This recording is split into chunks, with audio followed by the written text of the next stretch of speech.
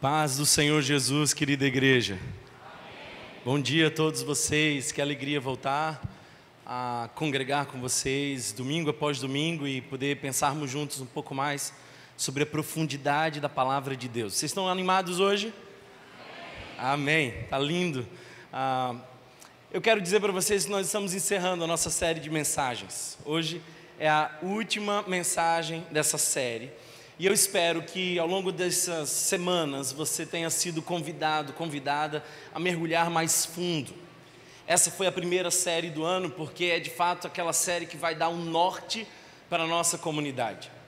E nós desejamos que você tenha sido despertado à oração, à comunhão, ao estudo da palavra, ao serviço, às missões, e que nós possamos viver uma igreja cada vez mais profunda. Eu tenho entendido uma coisa da parte do Senhor: quão largo nós seremos não depende de nós. A gente não precisa gastar energia com essa coisa de divulgação, essa necessidade de ser notado. Eu não sei quão grande nós seremos, porque isso depende de Deus, mas eu sei que nos cabe a profundidade, isso depende de nós. Então nós queremos ser um rio profundo. Rio profundo. Eu quero convidar você a se juntar a mim em oração. Feche os seus olhos, abra o seu coração. Peça que o Espírito Santo nos conduza na reflexão da sua palavra, que hoje Ele possa tocar mais uma vez o nosso coração. Obrigado, Deus, porque Tu és bondoso. Nos permites estar aqui nessa manhã e sermos tocados, confrontados, inspirados pela Tua santa e poderosa palavra. Não as minhas palavras, mas as Tuas palavras, Senhor, que elas possam ecoar em nosso coração e que elas nos transformem, que nos confrontem. Que hoje, Senhor, possamos receber a semente poderosa do Evangelho como um solo fértil e que essa semente possa brotar a 100 por 1. Perdoa, Senhor, quem fomos, corrija quem hoje somos e dirija quem um dia seremos. Esse é o desejo mais sincero do meu coração. E eu sei também que é o dessa igreja que, concordando, diz amém. Amém. Deixa-me fazer uma pergunta para você. Pergunta assim simples, básica. Dessas assim para a gente começar a reflexão. Por que você existe? Por que você existe? Você já parou para pensar nisso? Lamentavelmente muita gente não pensa nisso. Qual que é o propósito da sua vida? Por que Deus te criou? Essas são perguntas fundamentais para nós, mas nós estamos tão distraídos nessa roda de hamster, fazendo tanta coisa e pensando cada vez menos, que nós não chegamos às respostas mais fundamentais, mais basilares. Por que eu e você fomos criados? Aliás, eu quero desdobrar essa pergunta em uma outra. Por favor, me diga, por que Deus, ao nos salvar, já não nos leva para a glória?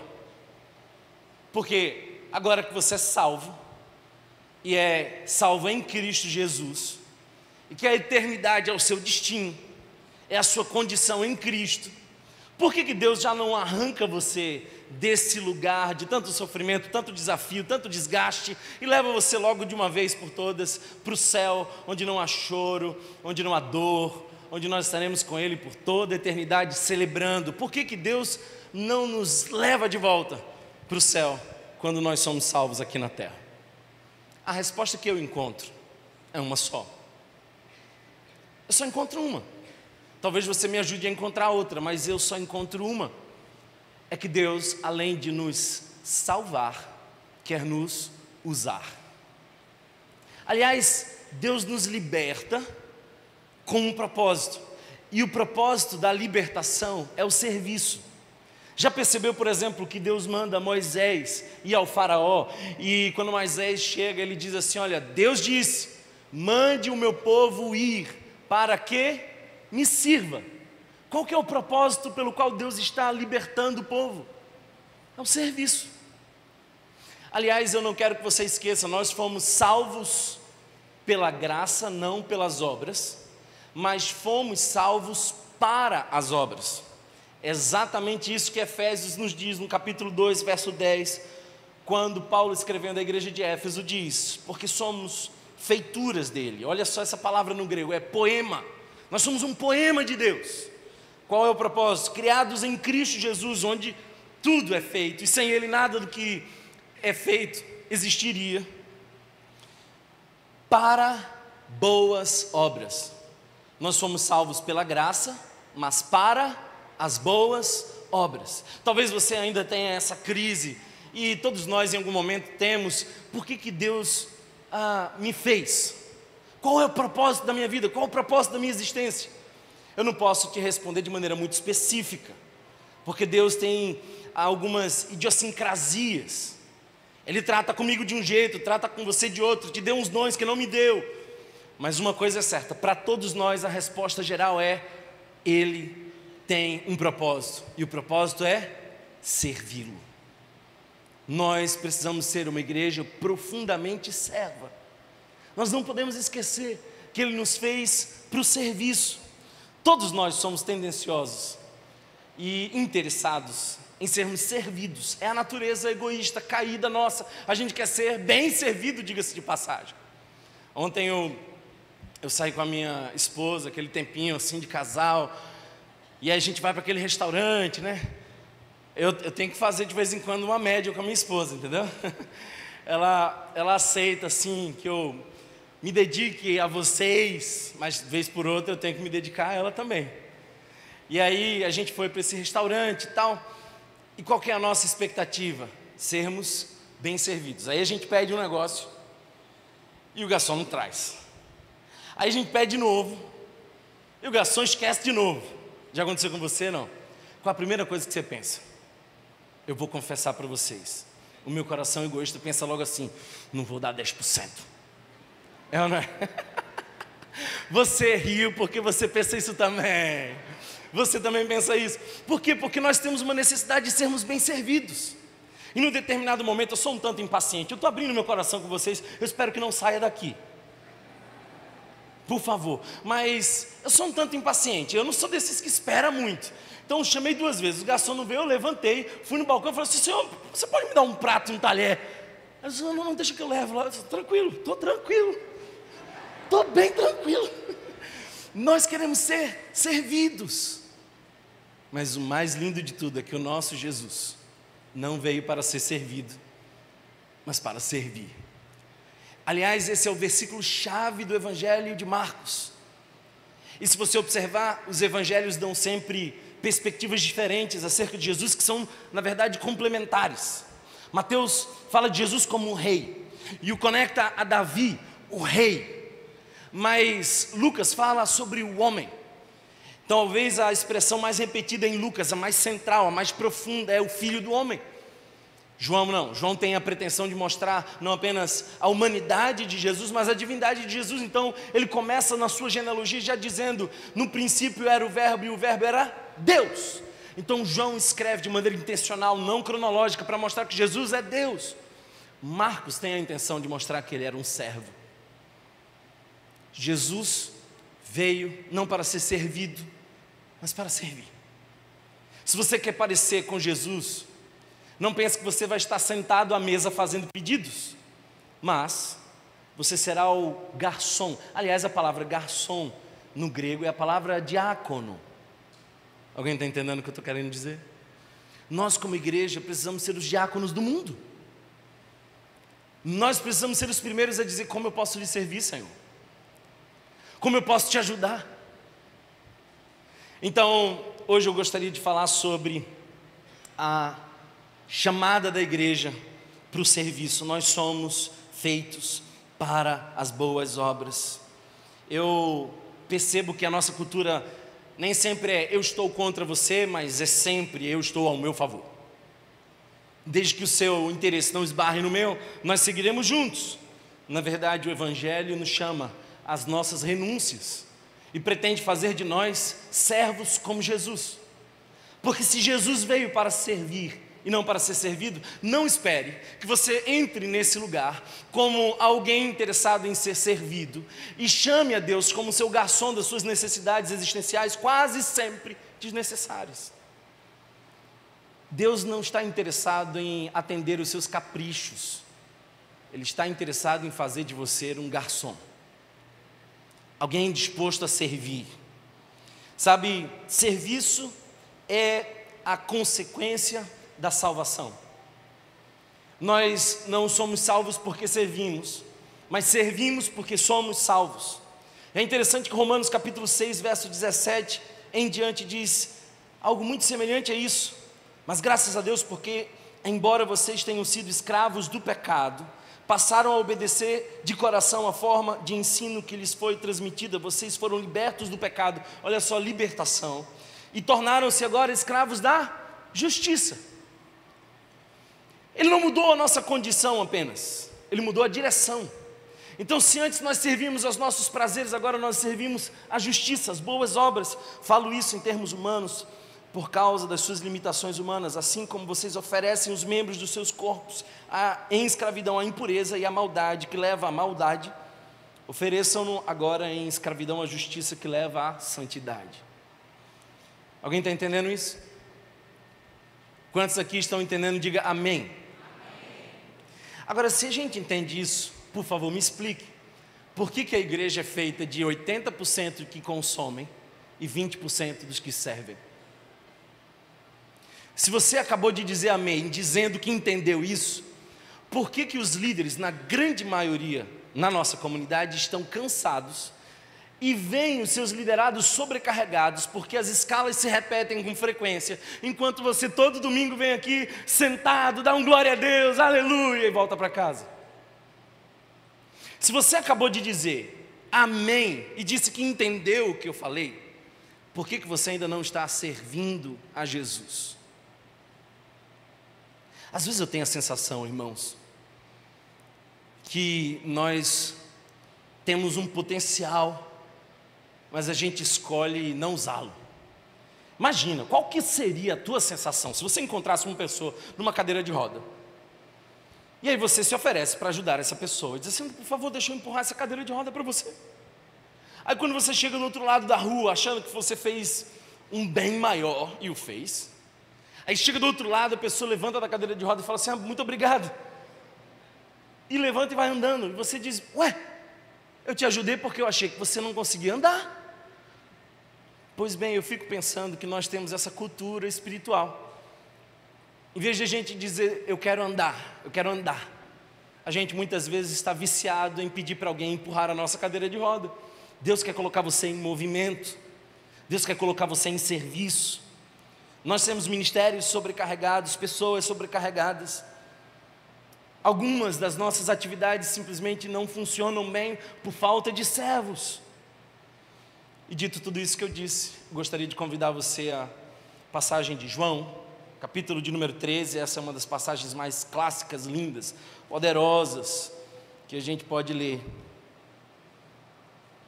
João capítulo de número 13, enquanto você abre, deixe-me lembrar para você que Jesus sabe que está se aproximando a sua hora.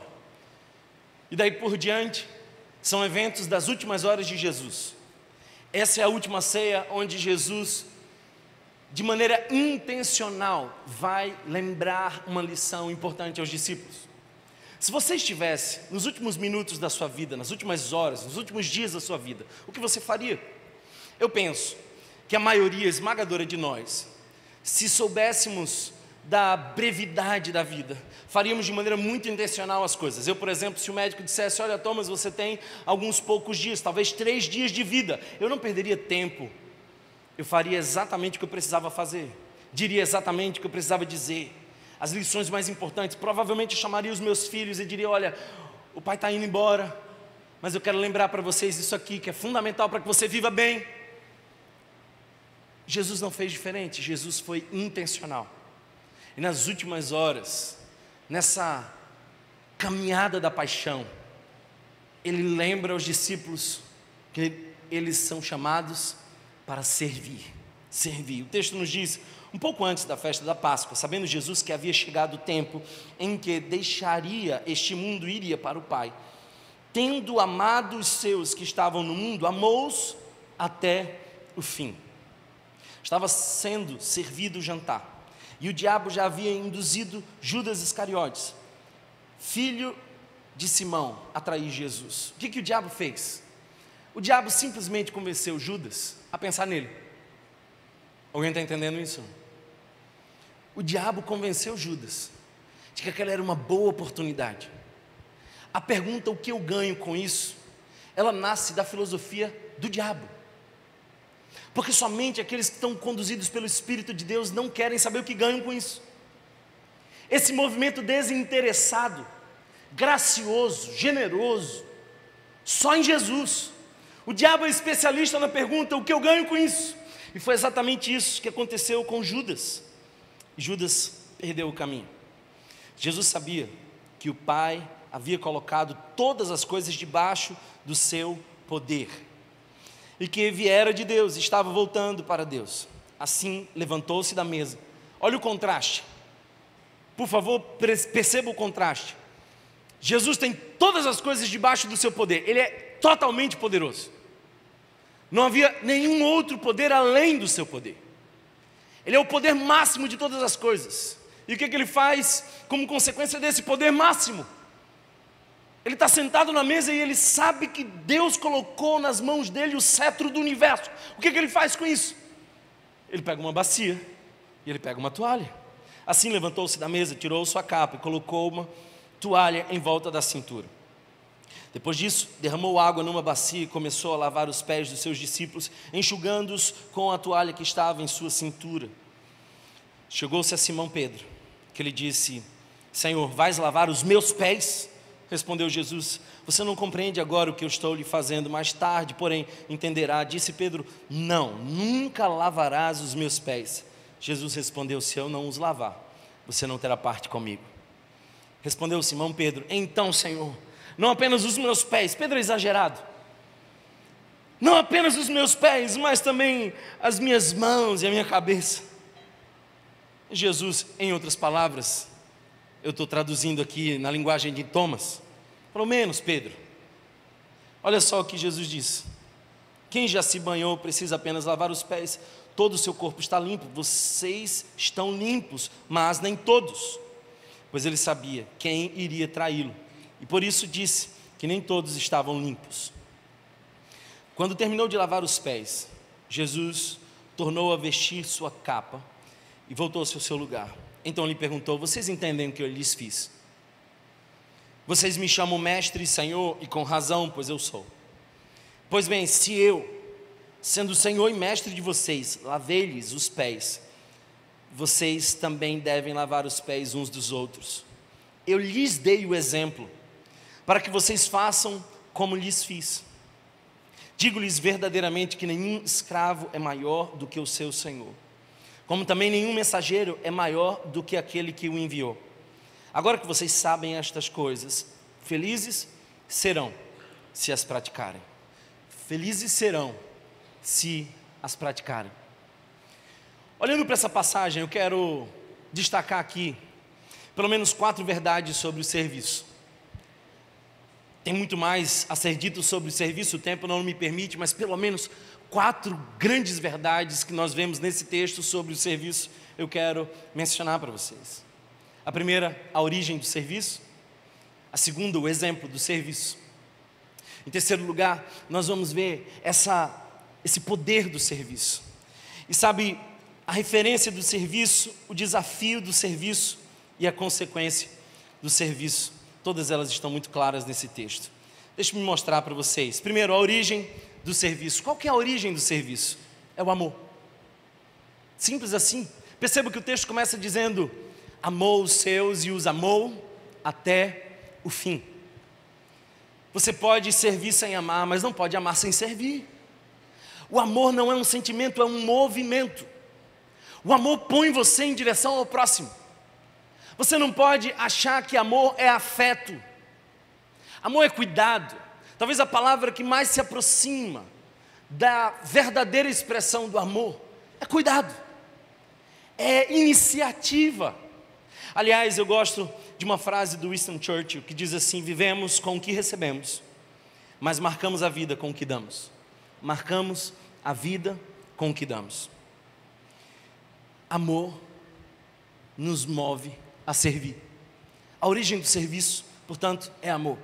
Uma das passagens do Antigo Testamento que mais me desafiam, me marcam, me motivam. São duas passagens em especial, a primeira delas em Êxodo, capítulo 21, verso 5 em diante. E eu quero te dar o contexto. Naquela época haviam leis que regiam até mesmo a utilização do trabalho escravo.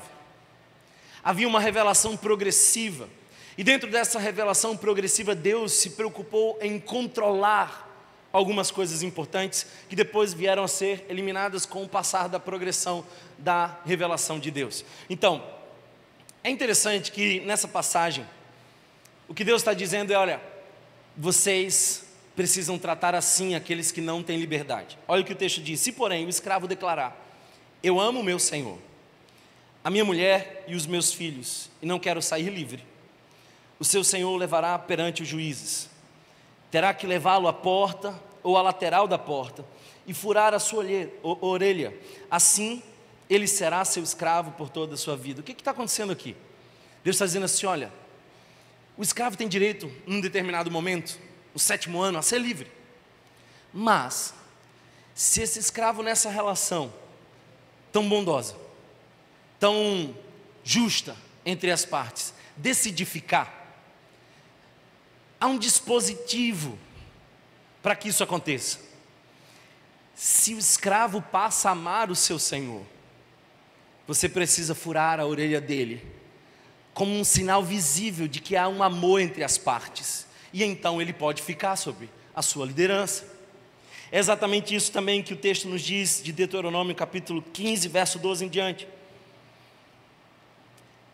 Se seu escravo disser que você não quer deixá-lo, porque ama você e sua família, e não tem falta de nada, então apanhe um furador e fure a orelha dele contra a porta, e ele se tornará seu escravo para o resto da vida. Faça o mesmo com os outros. Olha só que coisa interessante. O que está acontecendo aqui? É alguém que tem liberdade para ir embora e decide ficar. E por que decide ficar? Porque ama. Quer servir porque ama. E no Antigo Testamento, para os escravos que decidiam ficar, havia essa marca. O que Cristo nos faz? Ele nos liberta. Ele nos liberta da escravidão do pecado. Bem como Romanos, a passagem que eu acabo de ler, mas nós agora temos uma alternativa. Temos a alternativa de amar o nosso Senhor e ficar livremente para servi-lo. Portanto, o amor permite o serviço. O serviço é a consequência do amor. Eu não sei se você entende o que eu estou dizendo, mas a religião, ela tem uma forma de manter você escravo. Só o Evangelho te dá a real liberdade e te faz constrangido com esse amor, movido por esse amor, escolher ficar e servir. Thomas, você é obrigado a servir a Deus? Não. Eu fiquei porque eu pretendo ser um escravo da orelha furada. Ah, Thomas, a gente tem que fazer isso? Não. Escravos livres, que ficam por amor e servem por amor, da orelha furada. Ah, Thomas, eu tenho que dar aquela oferta? Não tem não. Fica à vontade. Pega esse dinheiro que é seu, faz o que você quiser com ele. Mas se você disse ao seu Senhor: eu te amo, meu Senhor, eu te amo, então agora o teu amor te põe na direção do serviço. O que isso quer dizer? Quer dizer que no Evangelho não existem voluntários. Por favor, entenda isso. Não, no Evangelho não existem voluntários. Se você é voluntário de uma ONG, faz todo sentido. Ah, eu sou voluntário de uma ONG, eu vou lá uma vez por ano, faço aquilo ali, e assim, dá uma amenizada na minha consciência culposa. Você pode ser voluntário numa ONG, mas não pode ser voluntário no reino. Sabe por quê? Porque no reino de Deus não existe outra classificação senão servos. E qual que é a diferença entre voluntário e servo? Voluntário é aquele que se move pela sua vontade. Servo é aquele que está guiado pelo seu Senhor. Amém? Então não importa muito se você acordou a fim de servir ou não acordou. Importa a necessidade e o chamado de Deus, e onde Deus te colocou, e o quanto você precisa ser útil nesse lugar. Deixa eu contar um negócio para vocês, já que hoje eu estou mais à vontade assim. Eu preciso confessar para vocês, nem todo dia eu acordo querendo vir à igreja. Por favor, me perdoem. Nem todo domingo eu levanto dizendo, maravilha! Hoje, por exemplo, eu acordei com uma dor de cabeça muito forte. E por que eu vim? É que eu não sou voluntário. Eu não venho quando eu quero. Eu não sirvo quando eu quero. Eu tenho um chamado, eu tenho uma vocação. Eu não sou voluntário, eu sou vocacionado. Eu não estou preocupado com a minha vontade. Eu estou preocupado com a vontade de Deus. E se eu o amo, eu sou um escravo da orelha furada e eu vou servir, porque o amor me impulsiona ao serviço. Jesus serve aos seus discípulos, porque o texto começa dizendo, Ele os amou e os amou até o fim. O serviço de Jesus não é descomprometido, mas é uma consequência do seu amor. Livre, porém, escolhe ficar e servir. Segundo lugar, eu quero não apenas falar da origem do serviço, mas também da referência do serviço. Qual que é a referência do serviço? Jesus.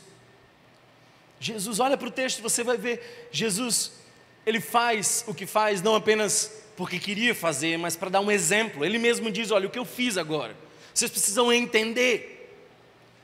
Ele diz para Pedro, Pedro, o que eu estou fazendo agora você não entende, mais tarde talvez você entenderá. Está no meio da lição, Pedro, deixa eu terminar. Eu explico já, Pedro. O que Jesus estava fazendo era uma atitude de ensino. Ele é a referência. Ele é a nossa referência. Qual é o nosso maior exemplo de serviço? É Jesus. Cristo.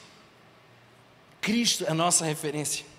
Aliás, Filipenses capítulo 2, verso 3 em diante diz, nada façais por partidarismo ou vanglória, mas por humildade, considerando cada um os outros superiores a si mesmos. Não tenha cada um em vista o que é propriamente seu, senão também cada qual com o que é dos outros. Isso é impossível de viver. O que Paulo está dizendo aqui é um negócio impossível, a menos que a gente tenha uma referência. Já teve alguma situação que você está fazendo uma coisa sem saber como faz, e aí aparece alguém que faz isso, e você diz, agora eu sei fazer. Jesus é essa referência. Então Paulo começa a dizer, tende em vós o mesmo sentimento que houve também em Cristo Jesus. Pois ele, subsistindo em forma de Deus, não julgou como usurpação o ser igual a Deus. Antes, a si mesmo se esvaziou, assumindo forma de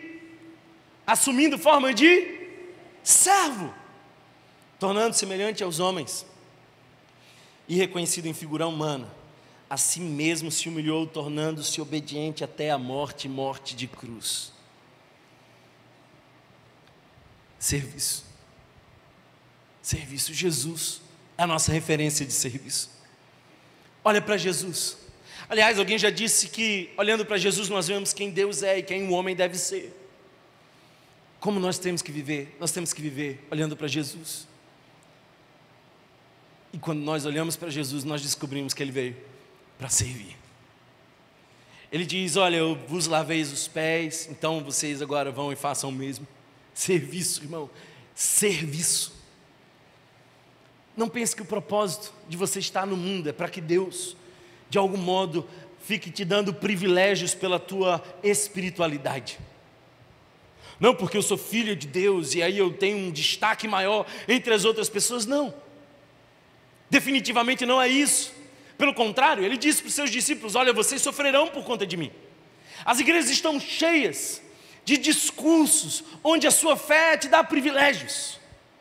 Olha, se você serve a Jesus e é fiel e dá o seu dízimo, então a tragédia não chega na sua casa. A enchente vai parar assim bem na sua porta. Não é assim, a gente sabe disso. E para sustentar o insustentável, diante da calamidade, os infelizes que promovem essa teologia ainda apontam para você e dizem, isso aconteceu porque você não tem fé suficiente. É mentira. A nossa diferença é, para as pessoas que não têm a fé, é como a gente encara o sofrimento. Não que a gente não vai sofrer, mas é que a dor para nós tem outro significado. Por isso Tiago diz, tende por motivo de sumo gozo quando sofreres. Ué, como pode isso? É porque a gente sabe porque sofre, sabe como termina a história, sabe que o sofrimento é transitório. Alguém está entendendo isso? Nós somos chamados para servir, irmãos. Onde Deus está usando você? O que você poderia fazer que ainda não está fazendo? Em que área específica você diz, eu sirvo a Deus e não tenho expectativa de nada em troca? Porque as coisas são meio sutis. Às vezes a gente faz porque a gente recebe alguma coisa em troca. Ah, porque nessa igreja ninguém me vê, ninguém me reconhece. Então essa é uma ótima oportunidade de você seguir servindo a Jesus, porque se ninguém viu, Deus vê. Porque meu Pai que vem em secreto te recompensará. É o suficiente para você ou você quer aplausos? O Pai te vê em secreto, Ele é a referência. Em terceiro lugar, o desafio do serviço. A origem do serviço é o amor. A referência do serviço é Jesus. Mas então qual que é o desafio do serviço? Por que é tão difícil servir? Eu explico. É por conta de um negócio chamado orgulho. Orgulho. E eu sei que você, claro, você não sofre com isso. Pessoal lá fora, você não. Inclusive você tem pensado em escrever um livro, As 10 pessoas mais humildes e como eu ensinei as outras 9. É ou não é? Quando a gente fala sobre orgulho, todo mundo diz, não é comigo não. Sabe por quê? Porque nós temos a tendência de mentir para nós mesmos e acreditar nessa mentira. A gente pensou, irmãos, que nós precisávamos confessar os nossos pecados, aquilo mal feito. Não, isso não é apenas aquilo que a gente precisa confessar. Você não só precisa confessar os seus pecados, você precisa confessar as suas boas obras, feitas pela intenção errada. O Evangelho te leva a um nível além. Você não tem apenas que dizer assim, Deus, perdão pelo meu erro. Você tem que também dizer, Deus, perdão pelo meu acerto que eu usei para mim mesmo. Uma das figuras que mais me marca, que me inspira, que me confronta na história da igreja é o irmão Francisco de Assis. E essa é uma figura à parte, eu não quero entrar nesse tema aqui agora, mas me chama a atenção uma das passagens narradas por uma dessas pessoas que esteve de perto. Havia um frio castigador na Itália. E Francisco passa e encontra um moribundo. Dessa figura cujas roupas rasgadas não o protegiam do frio. E parece que Francisco tinha tomado a decisão de que ele não veria alguém em necessidade maior que a dele e ficaria em paz. E aí Francisco tira aquele manto e cobre aquele rapaz. Em silêncio eles seguem caminhando e de repente lá para as tantas Francisco cai no chão e chora. E os irmãos começam a perguntar-lhe, Francisco, o que houve? Ao que ele diz, eu me orgulhei. Esse meu coração traidor me faz às vezes tomar a coisa boa para dizer o quanto eu sou bom. O orgulho, irmão. Eu não sei, eu não posso julgar o coração de Pedro, mas eu sei que Pedro teve uma reação diferente dos demais. Pedro, quando viu Jesus se aproximando, ele falou assim, eu não vou ser igual a todo mundo aqui não. De modo nenhum, Jesus. Ele achou assim que ele ia se superar. Aí Jesus dá uma cortada nele. Eu já prometi, e um dia eu cumpro. Eu vou fazer uma série cujo título será Os Foras de Jesus. Eu ainda não fiz, porque eu sei que muita gente vai embora dizendo que vai ser heresia. Mas é ou não é um tanto delicado o que Jesus diz? Você não está entendendo nada, Pedro, fica na tua. Não, mas de modo nenhum, Jesus. Senão, se eu não lavar os seus pés, você não tem parte comigo. É meu amigo quem eu sirvo. Ele inclusive inverte as lógicas da relação, porque nós queremos ser amigo daqueles que nos servem. Jesus disse, eu sou amigo daquele que eu sirvo.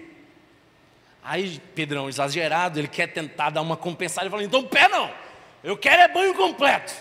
Aí Jesus de novo, Pedrão, você já tomou banho, Pedro, já é uma referência ao batismo, você já está limpo, Pedro, nem todos, né? Nem todos, tem um camaradinho ali, nem todos, alguém está entendendo o que eu estou dizendo? Esse é Pedrão, esse sou eu e você. Eu não sei se você sabe, mas o texto nos mostra que em outros cenários, e talvez provavelmente no meio dessa janta, houve uma discussão entre os discípulos. E qual era a discussão? A discussão não era onde eu vou servir, a discussão era quem é o maior entre nós. Olha só, Jesus tinha muita paciência com os discípulos, porque Jesus, no seu caminho final, ainda escuta os discípulos discutindo quem é o maior entre nós. Aliás, Marcos capítulo 10, verso 43 em diante, nos mostra o que Jesus disse diante dessa cena. Ele diz assim: quem quiser tornar-se importante entre vocês deverá ser o servo, e quem quiser ser importante deverá ser escravo de todos. Parece que Jesus inverte a lógica, o organograma do evangelho é diferente. Jesus diz assim: você quer ser grande, então sirva. É simples. Essa coisa foi ganhando um espaço tão grande. Quem é o maior entre nós? Essa é a discussão dos discípulos, olha isso. Imagina, Pedro e Tiago discutindo, ó. Não, mas eu acho que sou eu, porque ele me colocou nos cenários aí que pouca gente fez. Aí Tiago diz, mas eu também estava lá no Monte da Transfiguração. Aí Pedro diz, não, mas você não andou sobre as águas. É verdade que eu dei uma vacilada, mas eu andei, ninguém aqui andou, então eu sou maior. Aliás, aquela afirmação deixou muito claro, tu és Pedro. Imagina, olha a discussão deles. Eu imagino que num determinado momento envolveram até a família, porque o texto nos diz que uma das mães, porque mãe é um negócio complicado, não é não? Mãe toma as dores do filho, não quer nem saber da história. A mãe foi para perto de Jesus e falou, Jesus, deixa eu te fazer um pedido. Eu sei que você é uma pessoa assim tão bondosa. Bota o meu filho, um filho do lado esquerdo, outro filho do lado direito, para não ter briga. Olha o coração da mãe. Sabe, às vezes a gente está tentando achar um lugar de notoriedade, porque a gente não entendeu que quando o evangelho entra, a gente não busca um lugar de notoriedade, a gente busca um lugar de serviço. Uma das coisas mais lindas é quando Jesus vai falar de João Batista. Acho isso muito interessante. Por quê? Porque ele diz acerca de João Batista o seguinte: dentre os nascidos de mulher não houve outro como João. João sim, vai além. Por quê? Por quê? Sabe por quê? João nunca fez um milagre. João só tinha um sermão.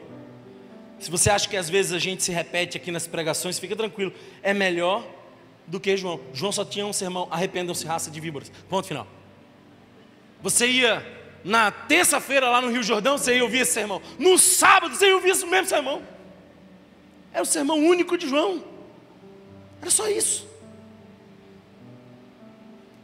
Morreu cedo, não teve grandes feitos. Por que ele era o maior? Eu fiquei pensando em perguntar isso para Jesus assim: Jesus, leva mal não, mas será que não é uma coisa assim, família, só porque era teu primo? Pensa bem, tem tanta gente que fez, ó, discípulos fizeram muita coisa. Queira ou não, Paulão aí chegou.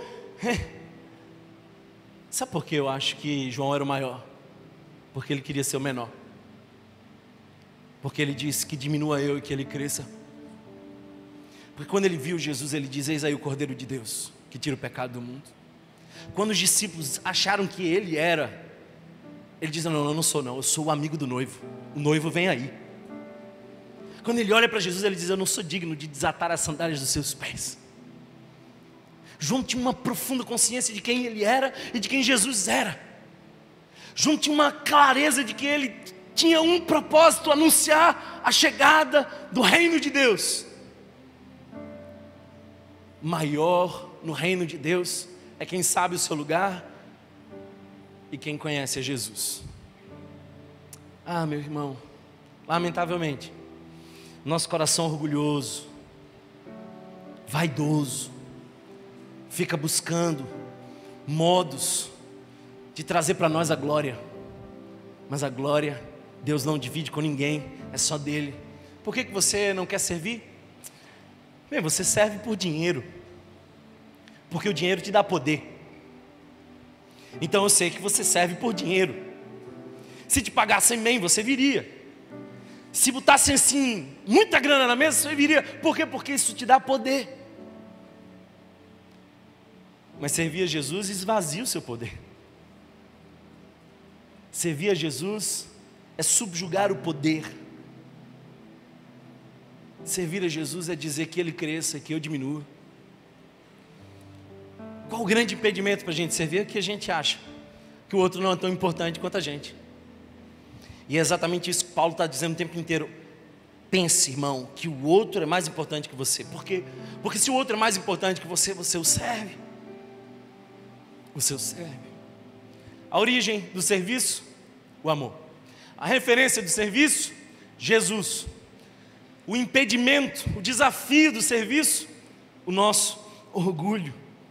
Aliás, uma passagem que eu amo, Atos capítulo 20, verso 24 diz: mas de nada faço questão, nem tenho a minha vida por preciosa, contanto que cumpra com alegria a minha carreira e o ministério que recebi do Senhor Jesus, para dar testemunho do Evangelho, da graça de Deus. Que esse seja o seu versículo, que essa seja a tradução da tua vivência na fé. Mas por último, qual é a consequência do serviço? Eu falei a origem, eu falei referência, eu falei o impedimento, mas deixe-me concluir dizendo a consequência do serviço. O que tem aqueles que servem? Olha só como é interessante. Jesus, ao terminar essa conversa, ele diz assim: agora que vocês entenderam, felizes serão se as praticarem. Felizes serão se as praticarem. Felizes. Parece que na nossa cultura está todo mundo correndo atrás da felicidade. E é interessante, o meu cachorro às vezes faz isso também. Fica correndo atrás do rabo e nunca o alcança. Nunca o alcança. A nossa geração está correndo atrás do próprio rabo, dando voltas e voltas querendo ser feliz. Meu Deus, ninguém é feliz pensando em si mesmo. Gente egocentrada não encontra felicidade. Quanto mais egocentrado, mais insatisfeito. E aí o indivíduo acha que o remédio para ele é o veneno que ele está tomando. Então ele diz: eu preciso fazer mais a minha vontade, eu preciso ser mais conduzido pelo meu desejo. Meu Deus, não. Felizes serão se as praticarem. Quando você sair de si em direção ao outro, então você descobre, sem querer, a felicidade. Sabe, irmãos, servir ao Senhor com alegria, é isso que o Salmo 100 nos diz. Servir ao Senhor com alegria. Não tem como fazer diferente. Quem serve ao Senhor tem como resultado emocional a alegria. Não é uma condição assim: sirva ao Senhor e seja alegre. Não, quem serve ao Senhor serve com alegria. Servir gera alegria em nossa vida. Os dois segredos da alegria, e por favor anote isso, você pode economizar em terapia. Deixe de ser o foco de si mesmo. Humildade não é pensar menos sobre si. Humildade é pensar menos em si. O Evangelho não te chama a pensar mais sobre si, a que você acha que você é assim, o centro do universo, o centro do coração de Deus. Da mentira. Não. Desculpa frustrar você nessa manhã de domingo assim, vai doer o que eu vou te dizer, mas você é um pecador desgraçado, carente da graça de Deus, destinado ao inferno, e pela misericórdia Jesus te salvou. Então você não é lá essas coisas todas. Porque tudo que é virtude em você veio do Pai das luzes, onde não há sombra de variação. Você não tem nada do que se orgulhar, porque tudo que é bom foi dado, foi presente. Agora que você entende a graça, você olha para o outro e diz assim: é verdade, já que eu estou nessa condição, o outro não está acima nem abaixo.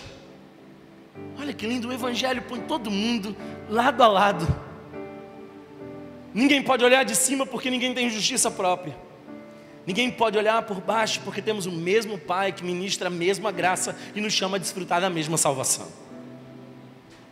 Então, irmão, é pensar menos em nós mesmos e deixar que os dons de Deus sejam utilizados para abençoar o outro.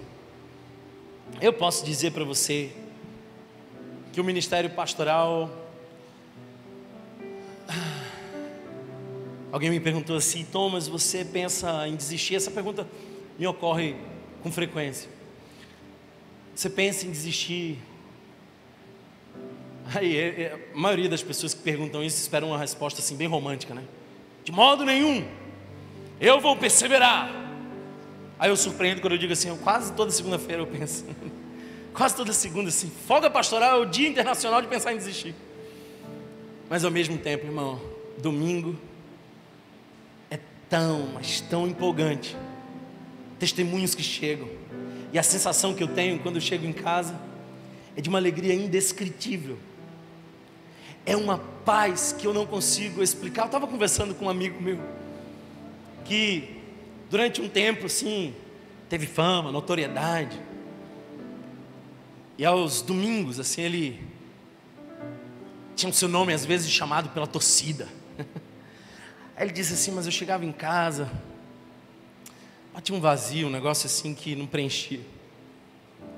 Hoje ninguém chama mais meu nome, estou nos bastidores, mas quando eu chego no domingo eu tenho uma alegria que eu não consigo explicar.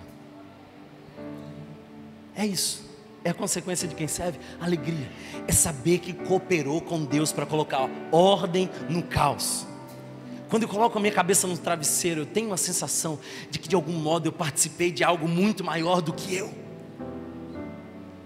De que eu estou envolvido no trabalho de Deus, de sarar pessoas, de curar pessoas, de transformar vidas. Quando eu recebo um testemunho de um casamento restaurado, de uma pessoa que desistiu da morte e encontrou em Cristo a vida, quando esses testemunhos vão chegando, eu vou sentindo uma alegria que eu não consigo reproduzir. Essa é a alegria que você pode sentir quando você serve a Jesus. Aliás, Atos capítulo 13, verso 36, fala de Davi. E é um pequeno recorte, mas eu acho interessante quando diz assim: tendo Davi servido a sua própria geração conforme o desígnio de Deus, Deus o tomou para si. Está dizendo da morte de Davi. Mas ele faz um parêntese, ele diz assim: Davi serviu ao propósito de Deus na sua geração. E Deus o tomou para si. Davi serviu ao propósito de Deus em sua geração. Eu gostaria muito, que um dia alguém dissesse sobre mim e sobre você a mesma coisa. Está vendo, ciclano? Serviu ao propósito de Deus na sua geração. Não se poupou. Pelo contrário, como Paulo disse: eu gastei tudo e me deixarei gastar por amor ao Evangelho. Porque essa é uma vida que tem sentido. Essa é uma vida que gera alegria. Essa madrugada eu recebi uma mensagem de um dos pastores da nossa igreja, Rafael, dizendo assim: olha, minha sogra faleceu repentinamente. A vida tem dessas tragédias.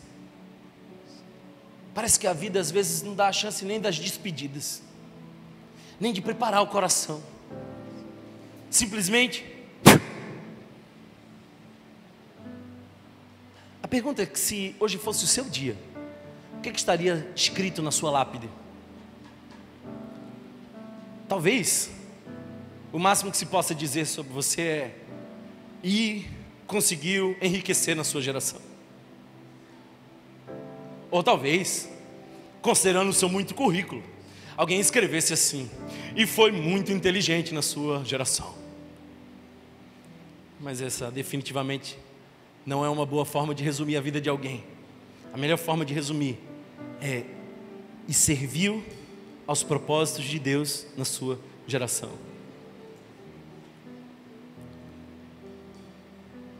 Se você for a lápide de Billy Graham, está lá, pregador do Evangelho.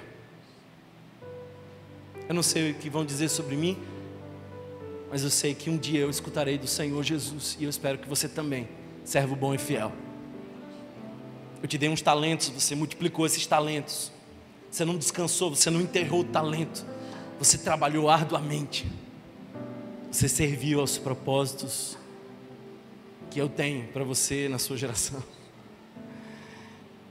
Eu penso, irmãos, que esse é o chamado que Ele tem para nós. Talvez você diga, não, mas eu não tenho um dom.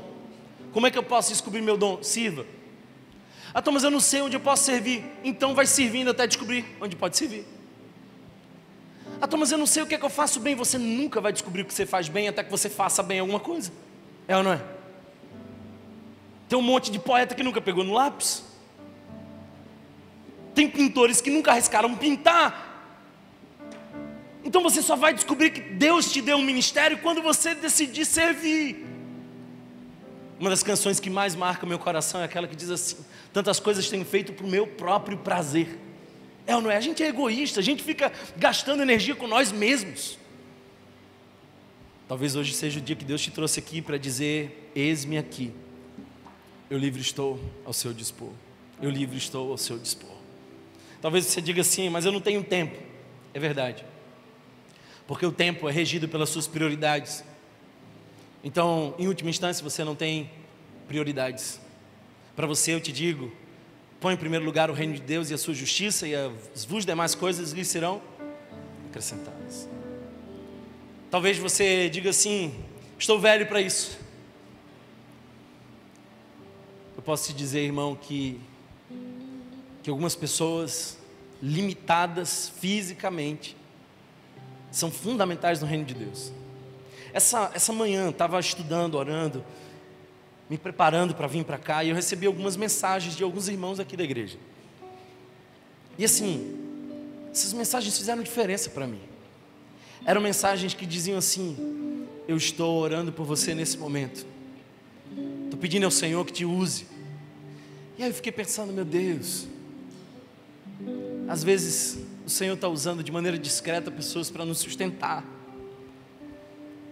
Eu fui pastoreado por um tempo, por um senhorzinho, que ele já tinha tido vários ataques cardíacos, colecionava AVCs.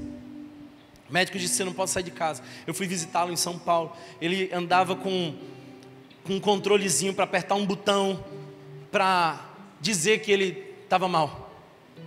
É muito debilitado. Mas como tinha sido pastor, ele começou a escolher pastores e pastorear pastores, e ligar para esses pastores e cuidar desses pastores, e ele cuidou de mim. E vocês foram servidos diversas vezes através dele. Ele não está mais aqui, foi promovido, mas seus frutos ainda permanecem.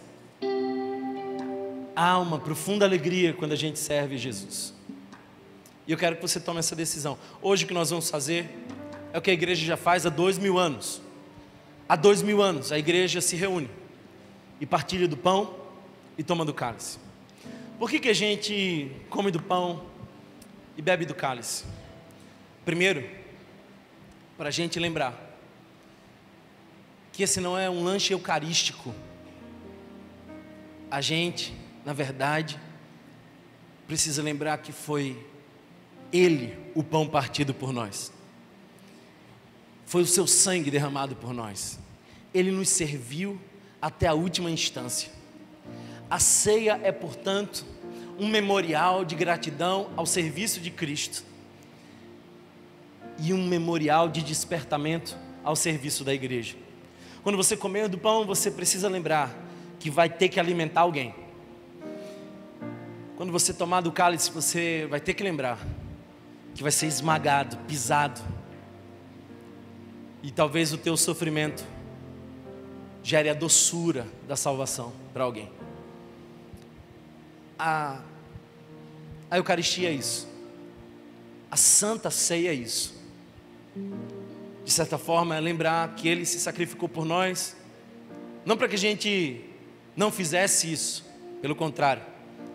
Se Ele é mestre e nos fez isso, sendo nós seus servos, não devemos fazer diferente. Em outras palavras, irmão, você vai ser o pão partido, você vai ser a uva esmagada. É você que Deus vai usar para alimentar alguém. Então, se é nesse espírito que você deseja partilhar do pão e do vinho, eu convido você a ficar de pé. Talvez você pergunte: Thomas, quem pode participar da ceia do Senhor? Quem pode participar da ceia do Senhor? Eu respondo: todo aquele que sabe que foi servido em Cristo Jesus. Todo aquele que sabe que pelos seus próprios méritos não tem condição, mas a graça nos alcançou. Se você tem essa clareza, se você sabe que foi a graça de Deus que te mandou chamar para a mesa, você é bem-vindo. Você é bem-vindo. Então nós vamos servir os elementos. A integração pode servir enquanto você pega o pão e o cálice. Espere até que todos sejam servidos. Espere até que todos sejam servidos. Jesus, esse é teu sangue.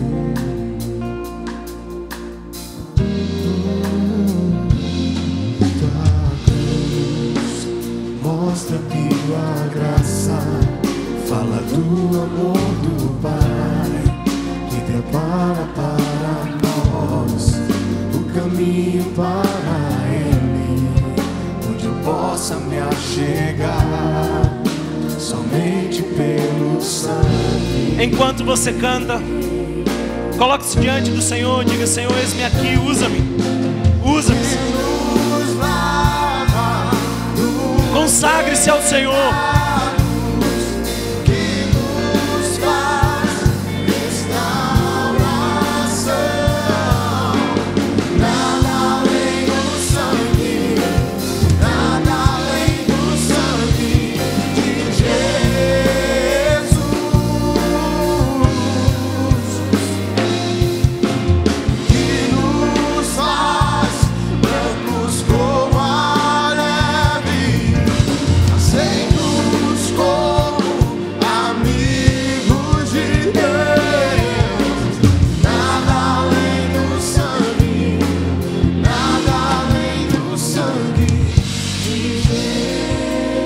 Feche seus olhos onde você está agora.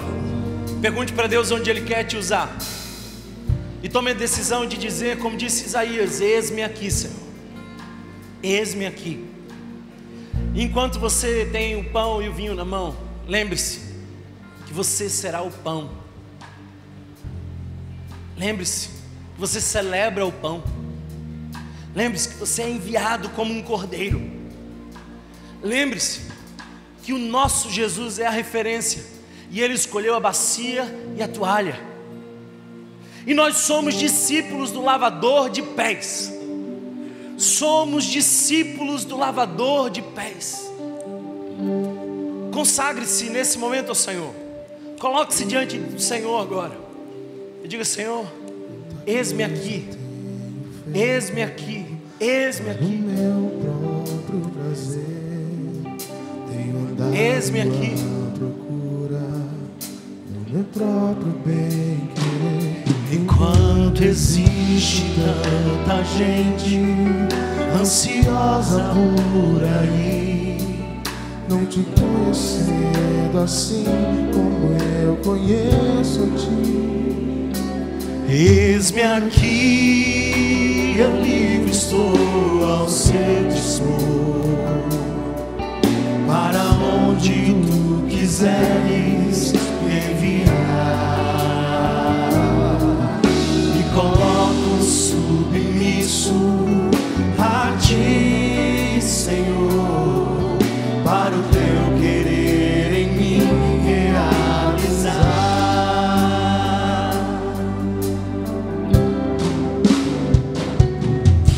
O chamado que um dia tu fizeste a mim, e ao qual se hesitar, eu disse sim, e ressoou em meus ouvidos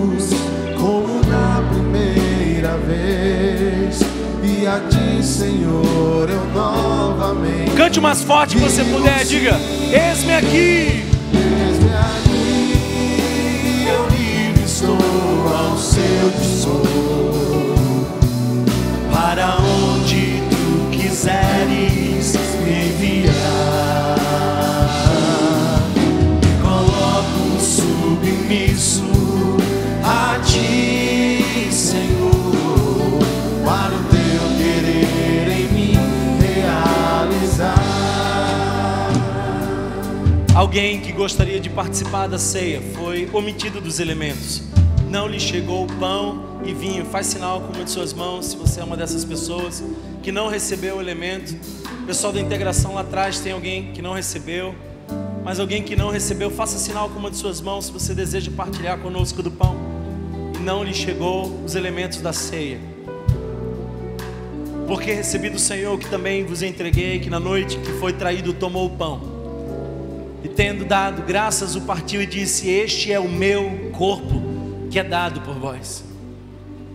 Nós celebramos o corpo que foi entregue, o serviço mais radical, quando um justo se entregou por injustos para justificá-los,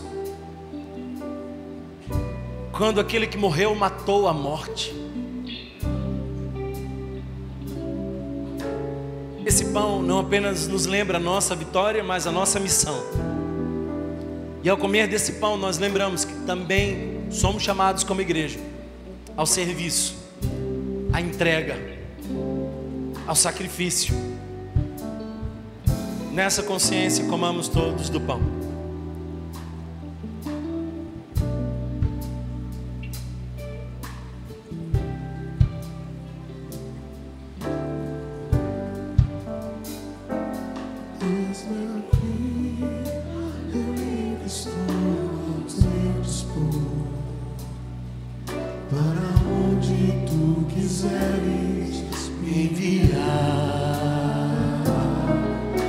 Coloco submisso a ti, Senhor, para o teu querer em mim realizar.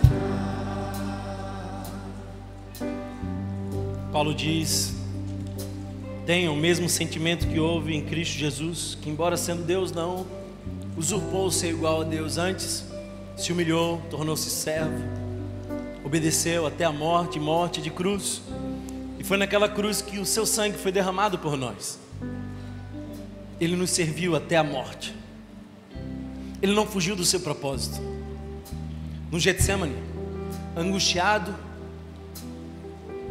ele disse: Pai, se possível afasta de mim esse cálice, mas que não seja feita a minha vontade, mas a tua. E a vontade de Deus foi que ele tomasse o cálice da ira, para que nós pudéssemos tomar o cálice da graça. Esse é o cálice da graça que nós temos em nossa mão. Mas esse cálice não é apenas a celebração da nossa vitória, é também um memorial de que nós somos enviados. Nós também somos enviados. Jesus disse: assim como o Pai me enviou, eu também vos envio. Ao tomar esse cálice, lembre-se que você tem uma missão, que é servir ao Senhor, tornar o seu nome conhecido, até que Ele venha para celebrar com essa igreja nas bodas do Cordeiro. Semelhante modo, ergueu o cálice e disse: este é o cálice da nova aliança do meu sangue. Tomemos todos do cálice em memória de Cristo Jesus.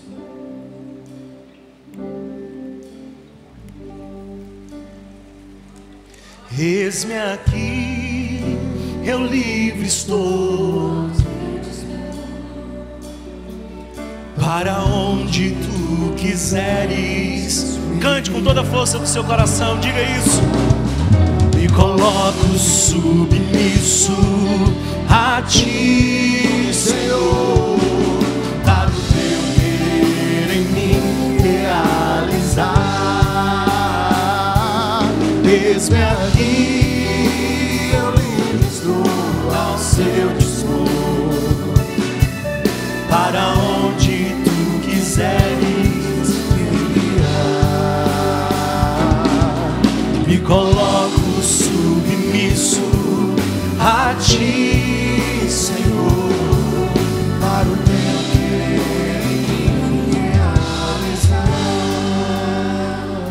Senhor, eu quero te agradecer por todos os servos que nós temos nessa comunidade. Essa é uma palavra de gratidão, Senhor, por homens e mulheres que estão dispostos a sacrificarem o seu tempo, o seu recurso, para investirem no reino de Deus. Obrigado, Senhor, em especial pelas pessoas que nesse momento cuidam das nossas crianças, para que sejamos aqui abençoados. Eu oro, Senhor, louvando o teu nome, pedindo, Pai, que tu nos envie reforços, que tu levantes homens e mulheres atentos a essa necessidade de cuidar das nossas crianças.